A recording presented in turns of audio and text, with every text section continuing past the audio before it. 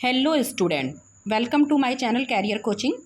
आज इस वीडियो के माध्यम से आप ये जान पाएंगे कि आपको एग्ज़ाम में क्या क्या चीज़ें तैयार करनी हैं और हिंदी में क्या क्या इंपॉर्टेंट टॉपिक है और उस टॉपिक को पढ़ करके आप एग्ज़ाम में अच्छे से अच्छा नंबर ला सकते हैं। अब आपको पूरी बुक पढ़ने की कोई ज़रूरत नहीं है। आपको 95% मार्क्स आपको इस टॉपिक को पढ़ करके अच्छे से मिल सकते हैं।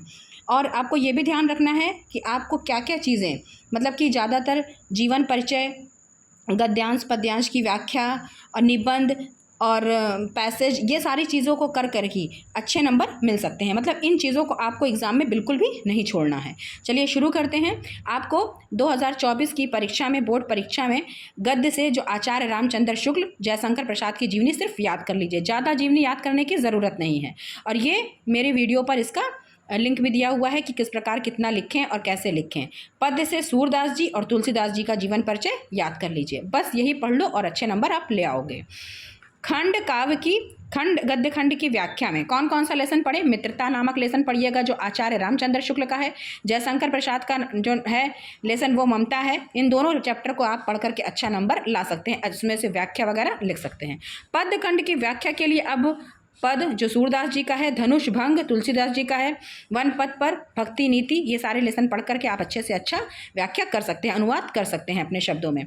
फिर कुछ क्वेश्चंस आपको बहुविकल्पीय नंबर आपको लाना है, जो 20 नंबर आपको मिलेंगे बहुविकल्पीय से। जैसे रस, छंद, कड़ू रस पढ़िए, जैसे रस में कड़ू रस पढ़ लीजिए। अलंकार में उत्प्रेक्षा तैयार कर लीजिए। पर्यायवाची मेरे डिस्क्रिप्शन में है, ये सारी चीज़ें याद कर लीजिए। उपसर्ग, प्रत्यय, तत्सम, तद्भव और धातु रूप, ये सारी चीज़ पढ़कर आप 20 नंबर पक्का ला सकते हैं। और ये भी ध्यान रखना है कि निबंध में बहुत ही अच्छा नंबर आपको मिलता है, क्योंकि आप निबंध बनाकर भी लिख सकते हैं। और जो भी लिखिए सटीक लिखिए, काट पीट बिल्कुल मत करिएगा कॉपी में। बेटी बचाओ बेटी पढ़ाओ, छात्र और अनुशासन, जनसंख्या वृद्धि, विज्ञान वरदान या अभिशाप, इन चारों में से अगर आप 3 निबंध भी अच्छे से तैयार कर लेते हैं, इसमें ये निबंध वेरी इंपॉर्टेंट है, ये एग्जाम में जरूर फंसेगा। संस्कृत खंड आपको खंड से क्या याद करना है? आपको एक श्लोक तैयार कर लेना है। वाराणसी का गद्यांश और पद्यांश याद कर लेना है। भारतीय संस्कृत वाला लेसन याद कर लेना है। वीर वीरेण पूज्यते का लेसन आपको पढ़ लेना है, उससे आपको गद्यांश और पद्यांश भी अच्छे से तैयार कर लेना है। और कुछ ऑब्जेक्टिव क्वेश्चंस जो आते हैं, सॉरी ऑब्जेक्टिव नहीं, जो एक लाइन के जो क्वेश्चंस आते हैं संस्कृत के गद्य खंड से, उसको भी तैयार कर लेना है। आपको वेरी इंपॉर्टेंट जो क्वेश्चंस, जो गद्य खंड और जो भी निबंध, श्लोक, सारी चीज़ें, अलंकार मेरे वीडियो पे मिलेंगी। आप उससे पढ़कर इंपॉर्टेंट चीज़ें पढ़ सकते हैं और अच्छे से अच्छा नंबर ला सकते हैं।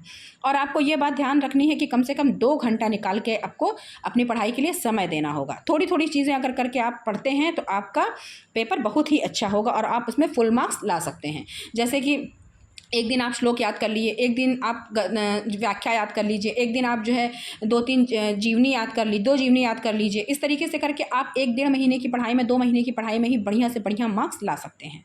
और मेरी वीडियो अगर अच्छी लगी हो तो लाइक और सब्सक्राइब करना मत भूलिएगा। और भी वीडियोज़ देखने के लिए मेरे चैनल को सब्सक्राइब करिए। Thank you for watching.